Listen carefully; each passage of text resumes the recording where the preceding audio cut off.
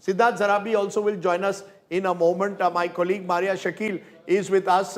We'll get reactions both from government and opposition in a moment. Rajiv Gowda is national spokesperson of the Congress. He heads their research cell. Mr. Gowda, you've been a critic of this government. Tell us very honestly, objectively, the best thing about the budget and what you didn't like. I want an honest answer. I only give honest answers, Rajdeep. No, our politicians don't. There must be something. First, tell me what's the good thing about the budget. Good thing is the two enhancements that they're going to implement in different parts of the country. Mental health and is a domain that really needs addressing. So there's a first step in that direction. Now, just let me turn to focusing on my job, which is to point out what all is wrong. The markets are collapsing there because not just one particular feature or the increase in the tax for the transaction. The basic point is that this was a crisis budget, right? We are facing a crisis in terms of foreign confidence and investment. And so what you need to do is to revive multiple dimensions of the Indian economy. Now, for all the talk about these three kartavyas, etc., just take what is being done for youth. Is whatever initiative that she announced here today actually going to create jobs? What has been the track record so far? What happened to agriculture? What happened to defense? How come any of these massive, crucial domains have actually been ignored in this very long, but not longest speech? So these are the sorts of questions that come up right away and say, what's, this government... I'm just taking short reaction. Using the budget as an announcement platform, but look at the track record and just see whether any of these have actually translated into any outcome. Okay. Siddharth Zarabi joins us. Siddharth, your first reactions, particularly as I told Shankar, I don't recall last, when during the budget speech the market takes such a sharp dip.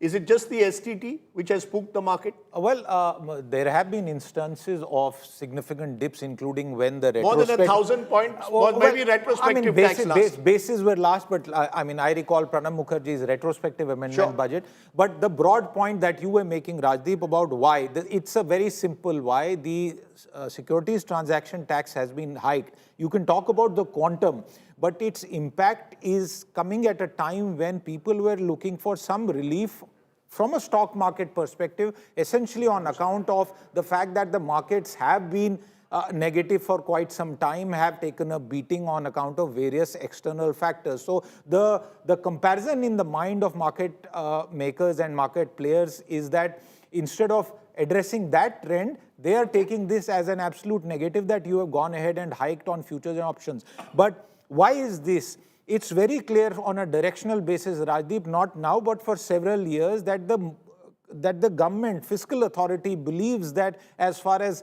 this aspect of our economy is concerned, there should not be unnecessary speculation, and that is why this strings together. Now, individual packs, for example, if you were to look at the defense pack of stocks, these are taking a hit on account of, again, this build-up of anticipation that there would be an Operation Sindoor impact.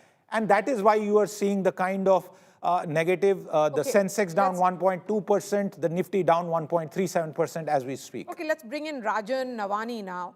Mr. Navani, how are you looking at the numbers right now? I mean, of course, the stock market has given a huge thumbs down, but the larger question is that how will you describe this budget? Will you be saying, of course, we did not hear any big bang announcements like we saw in 2025. Is this the budget of consolidation then? Yes, I think exactly that. Budgets normally shape balance sheets for a year, but I think this growth-focused budgets, actually shape a nation's future for decades. And I think this is aligned to the Viksit Bharat 2047 vision of the government, which not only deepens, I think, Bharat's internal economic strength through inclusivity, but at the same time ensuring how India can continue to march on the global stage, leveraging technology, the creative young power that India has. And I think multiple aspects of that in some shape and form have been, addressed in the budget. We represent India's pioneering platform in the orange economy. And, this was the first time that has been discussed, which is actually the creative industries in India generating livelihoods, which will not only, come in the time of AI and new technologies, but, shape different aspects as we go ahead. Also, as a board member of the IICT, seeing an additional commitment to creating, 15,000 content centers in schools and in colleges is a big push to get the next generation of livelihood creation, in place, right? A big job of the government is to create jobs. I think we are seeing a big shift due to technology in how jobs will play out in the future. And I think this budget addresses largely that new emerging Bharat young component, not only positioning itself for India, but globally, and now moving really from a content creation to an IP owned Yes, and many product see owned this future.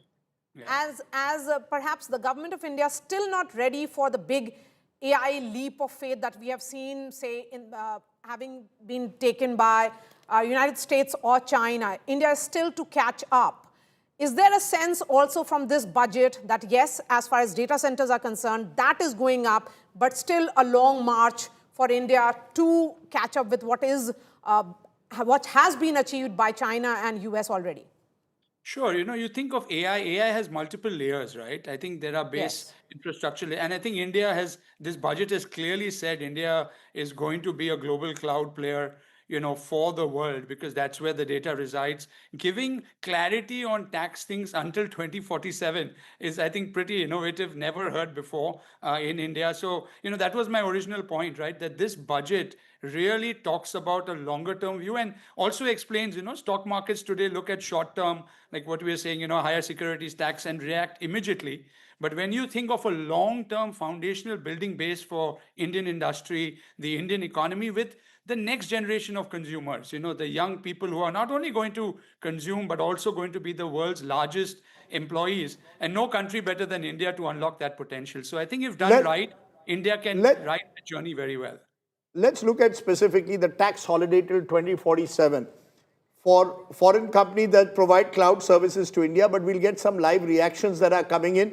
Let's listen into some of them. उन्होंने काफ़ी हद तक solve किया। Rare earth mineral और capex बढ़ा दिया है, इस ओवरऑल इसको किस तरह देखते हैं? एक्सपोर्ट को लेके भी काफ़ी फोकस है। एक्सपोर्ट पे फोकस है, रेयर अर्थ पे फोकस है, कैपेक्स भी 1 लाख करोड़ से बढ़ाया है, तो वो भी बड़ा अच्छा है, क्योंकि पहले भी अगर आप पहले से देखें तो 11 लाख करोड़ भी बहुत नंबर था। अगर आप 4 साल पहले से देखें तो ऑलमोस्ट डबल कर दिया, तो इस बार और 10-12% से बढ़ाया है।